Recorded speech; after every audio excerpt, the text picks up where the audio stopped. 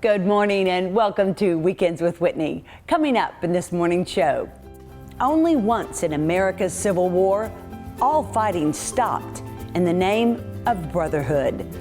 This historic event happened in St. Francisville.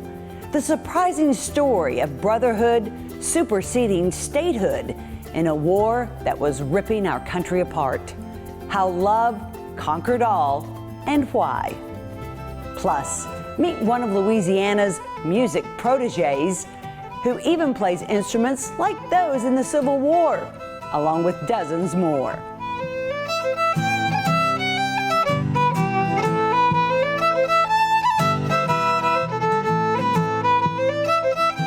Then Dr. Nick examines the new i-Generation. Who is it? How did it get its name? And why it matters. But first, war stops at nothing, usually. But in a shocking twist, the Civil War did stop one day in St. Francisville in June 1863. This year, they celebrate 200 years of brotherhood and that very event.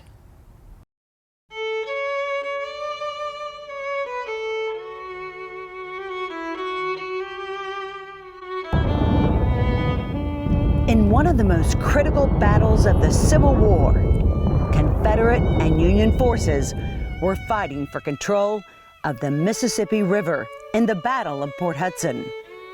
It was the longest siege in U.S. military history, 48 days. It started in May 1863 and continued into July. Conditions were miserable. The heat, unbearable. The surroundings, unlivable. Mosquitoes swarmed like bees and spread disease faster than gunfire filled the sky. Union soldiers were killed by the thousands. Just as many died of sunstroke and disease. Confederate deaths were less, numbering only in the hundreds, but they were starving. Reduced to eating rats, dogs, even mules and horses. Both sides knew the winner of this battle would win the entire war.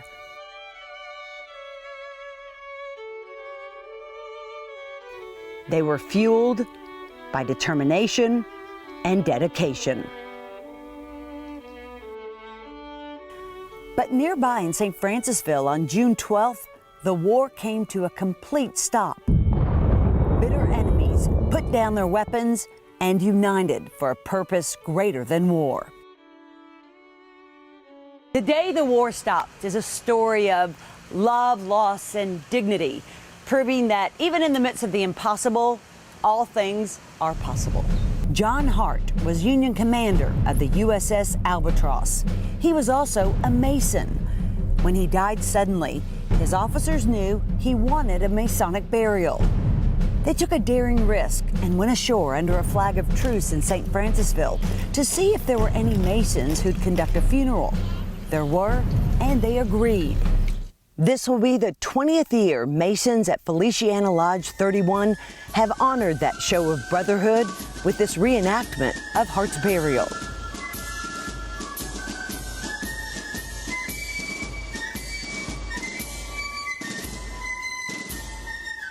Danny Honeycutt.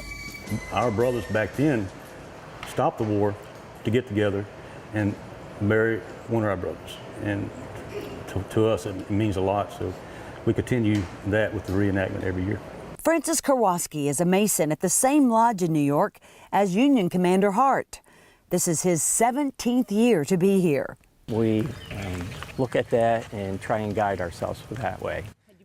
As you can see, the story here was the reason that, they decided that it was the universality of the brotherhood of man. It's a story so rich and so rare, Mason Paul Martin says they had to share it. To have been felt as a part of the experience, to realize how the brotherhood in Masonry goes beyond just your worldly, political, and in instances like that, it's deeper than that. It's sharing and helping one another out when they're in need. But this story would have never happened if not for Confederate Army Captain William Leake. He was home on furlough when Hart's officers came ashore. He was also a high-ranking Mason. He had the power and authority in the Confederacy and the Masons to have Hart buried here at Grace Episcopal Church. The hero in all of this is Leake, because without Leake's acceptance, then John Hart would have just been another dead Yankee. The story's now told because of another Louisiana Mason, St. Francisville's John Rarick. He's another reason Francis keeps coming back. It's truly an interesting story, and John Rarick, who was congressman from this area, he started the event 18 years ago. John has passed on, but he turned out to be a good friend of mine over the course of years. So it's a tribute to his memory, as well as the memory of the brothers here in this lodge who continue to do this every year. Another Mason, Richard James, came down from New York with Francis last year to experience the reenactment for the first time. He's back again. He's impressed that for more than a century, Hart's grave has been cared for with such love and dignity. The way the Confederates took care of his body from the point of his death to even now, it's just incredible that, 150 years that they take the time and effort to take care of a member of our lodge. Not only because he's a Mason, but especially, he's a member of our lodge. That's why it's so dear to us. Paul says it's a rare piece of history. Keeps alive this piece of history that happened that brought two brothers together, or two groups of brothers, which their countries were at differences, and they had hostilities towards one another. But even during those hostilities, the brothers were able to reach an agreement to perform the last Masonic rites for a deceased brother. It's a brotherhood even the Civil War couldn't divide. You're invited to come see it in person this year, June 9th and 10th. That's this Friday and Saturday. And for a full list of time and events, you can head to their website, daythewarstopped.net. And still ahead, meet Louisiana's youngest state fiddle champ ever, and how the young musician and his 200-year-old fiddle are making history together.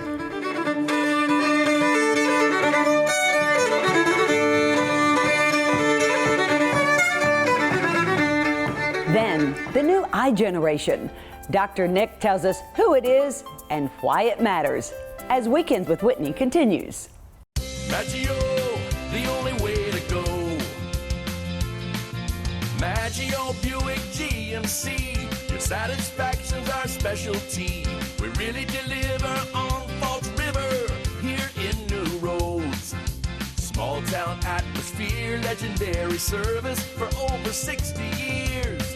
Maggio, the only way to go. The only way to go, that's Maggio. 9-time winner of the prestigious Buick GMC Mark of Excellence Award. Welcome back to Weekends with Whitney. Not many teenagers get to take the stage at Jazz Fest, but here's one who did. See how the stage was set early on for his rise to success. Good night and joy be with you all. James Linden Hogg is one of Louisiana's extraordinary rising musicians. He's only 16 years old and plays more than a dozen instruments. The cello,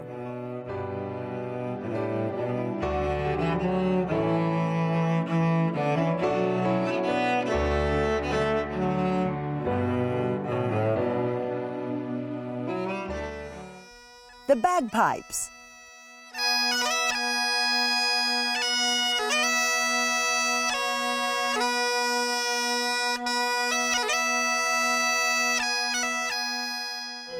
the banjo, Had my share of good. the piano,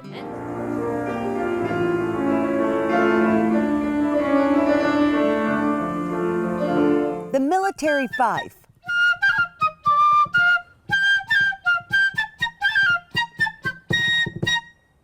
and the Irish penny whistle.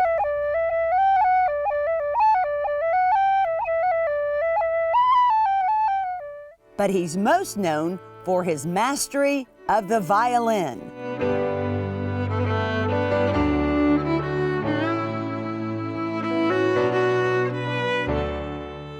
And the fiddle.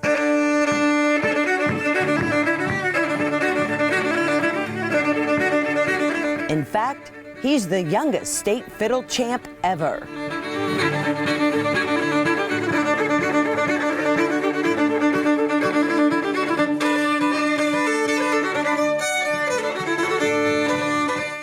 Beating out fiddlers who've been playing more than 50 years. It's really been a great thing for me because it finally validates my practicing paying off. He's been playing and practicing since he was only 5. Every year he'd add a new instrument to his lineup. His dad, Jim, always invested time and money into a wide variety. Buy very good instruments, buy quality instruments, and let them just lay around the house.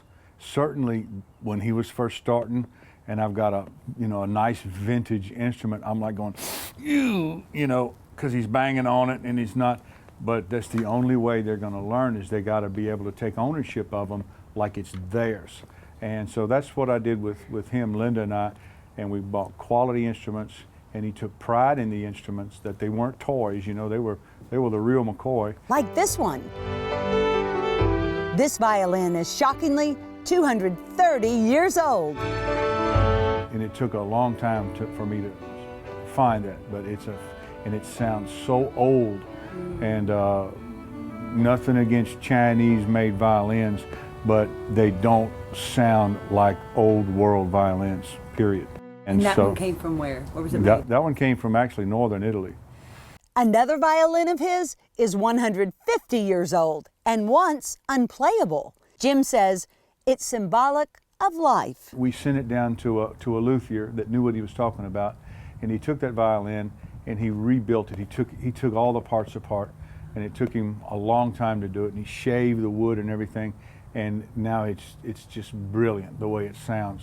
Where you are in life, you may think, I'm not having anything going on with my life, I'm irrelevant, nobody's calling me, whatever, I'm on the shelf of life, man, allow yourself to get a total, physical, spiritual makeover, and then get used again, jump back up in life and get played again, and so that's kind of what we learned about the old violin. Like the instruments and the music he plays, James Linden has an old soul. The music I love playing is the music that really created America. Music like Scotch-Irish music and Americana.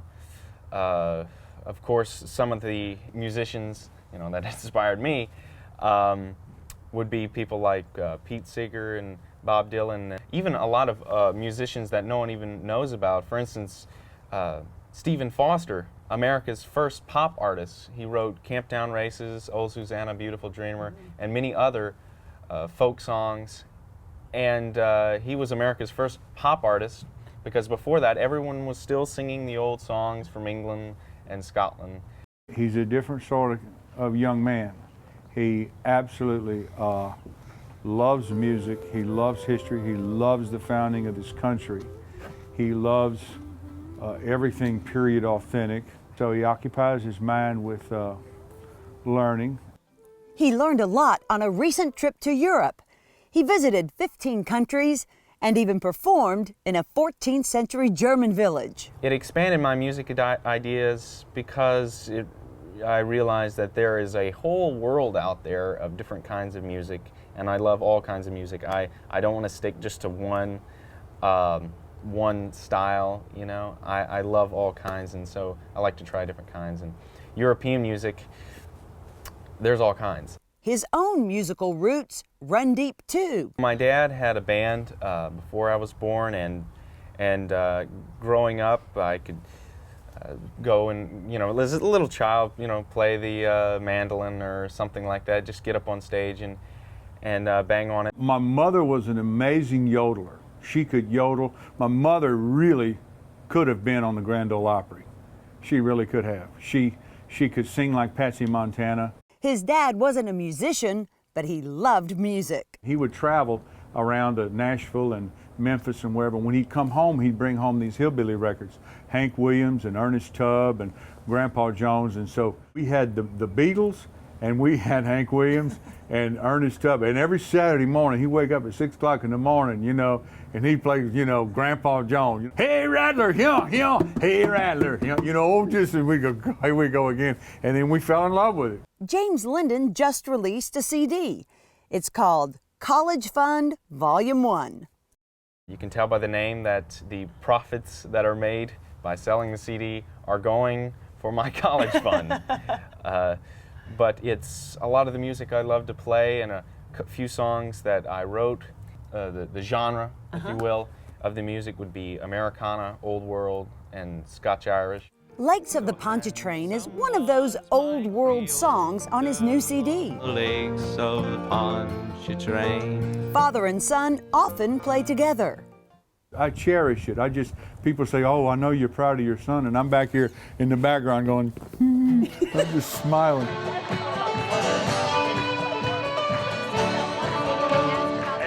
Jim admits his son is a better musician than he'll ever be. He took off and he passed me up like real quick.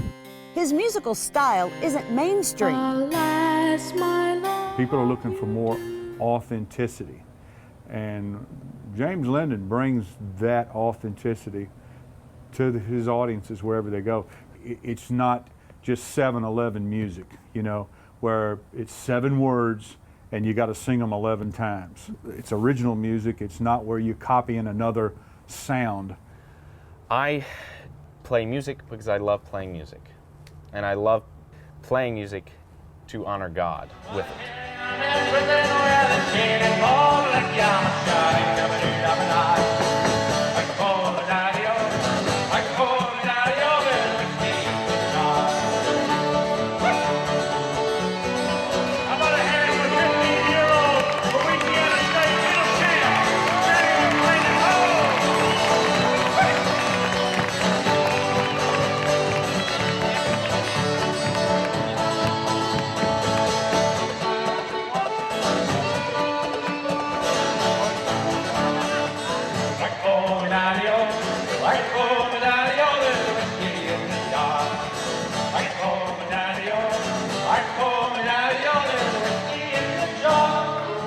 If you'd like to get a copy of his CD or see some of the many places where you can catch him playing live, including an upcoming Civil War symposium, head to his website, jameslindenhogg.com.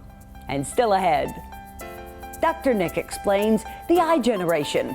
Regardless of when you were born, you may likely be part of it too, as Weekends with Whitney continues.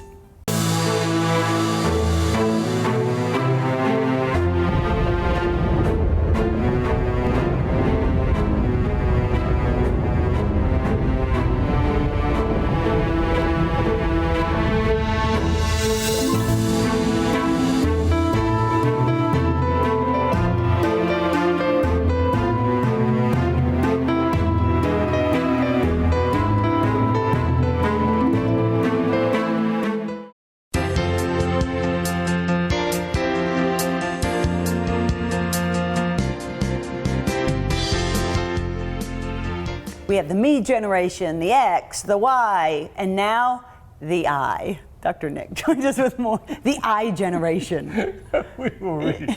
You were reading about it. And I said, what is this? Addiction to the screen? It's is the that what I. It says? The addiction to the screen? Because you think iCloud, iPhone, everything. And then, of course, you have the all-encompassing television for the older i-Generation. You're right. For the older i-Generation. Right, that's funny. I wonder if that's a play too, like i-Generation. i-Generation. We take in so much information all the time. For instance, the political world has certainly heated up lately. I was up to 2 o'clock in the morning. Wow. Watching. You just couldn't get away from it. It just almost unfolds hourly.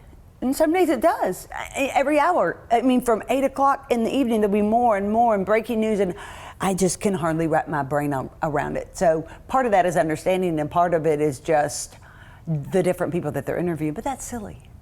I couldn't take my eyes off the TV. It is silly, but Whitney, it really struck a chord in me though when we were kind of reflecting on it, because I do think that there is a very, very strong propensity to be looking at this, or to be looking at the TV, or to be looking at anything that computer screen, a computer screen. Right. Perfect. Another perfect example.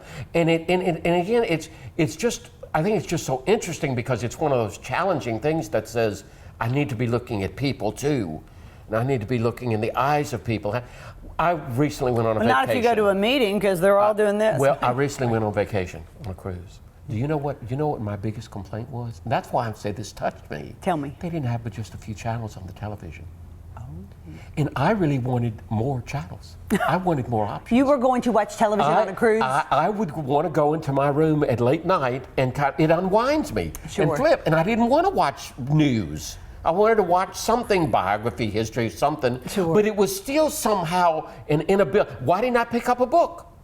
Because I had been reading. Because I had been reading that day. I don't know why I didn't do more for that. Or again, to go to the phone and look. But did you have access to it, or was it extra money? May I confess? Please. It was extra money, and the first day I went without it and went crazy. So you paid the extra $5 a day? I'm just like, wow, this addiction to this screen. You are an i-Generation. It's just you, and you're not. Oh, what? Look. This is something I think we've got to really struggle with as a nation. Oh no, I had one of the regular size. I had to get the super size because I look at it so much. I mean, I virtually do 80% of emails. I am in that generation which when I was in television news, I just never understood when, 6-7 years ago, they said, okay, this new generation, and they're all getting news from their iPhone. I'm like, oh, it's crazy, they're not going to do that. Well, guess what? Yeah. And there's TV stations on there, and there's breaking news, and there's every newspaper that you want to read. You don't have to go to the library. I do crazy amount of stuff on my phone.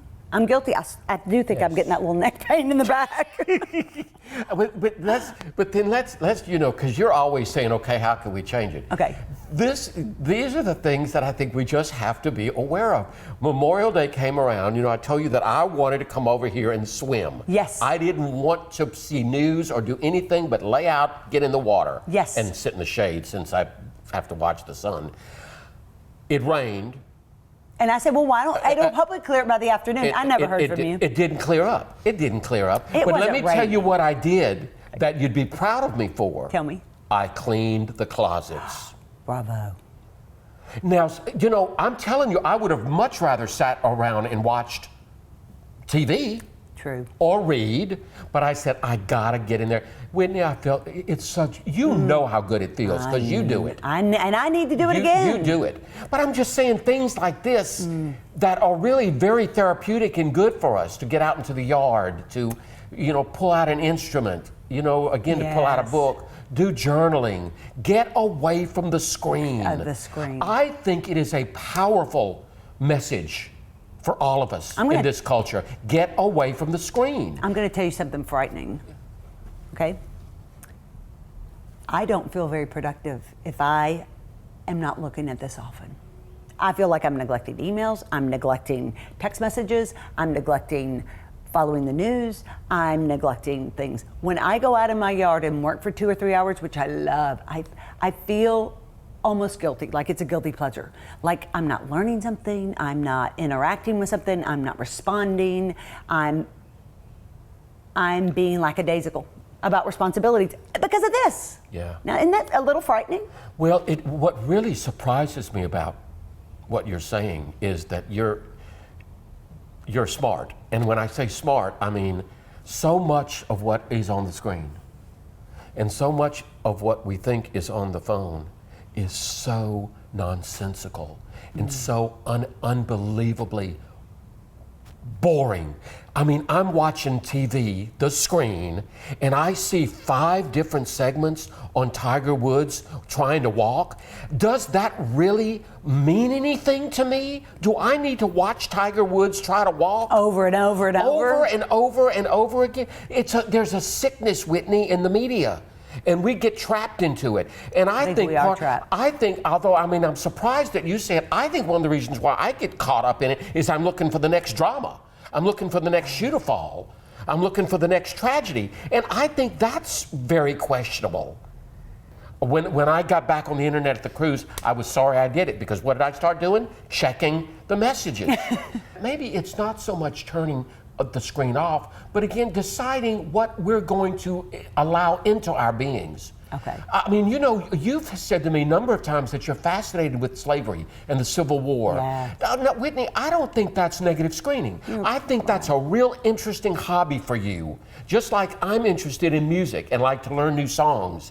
Yes. And just learn to new and sing with the strings of my heart. I mean, but that's taking me away from that addiction to the screen. I'm active, I'm proactive, I'm choosing what I want to become involved in. And the Kim Kardashian world, which I just don't even look at page 6 or anything about Housewives of anything. I don't get. Yeah, and I can't do all that celebrity news. I just don't care. So off with the screens. Yeah, that's right. Yeah, or just manage it. Manage it. Yeah, just be cognizant. I'm going to be. Manage it. All right. Great to see you, Dr. Nick. Much more Weekends with Whitney after this.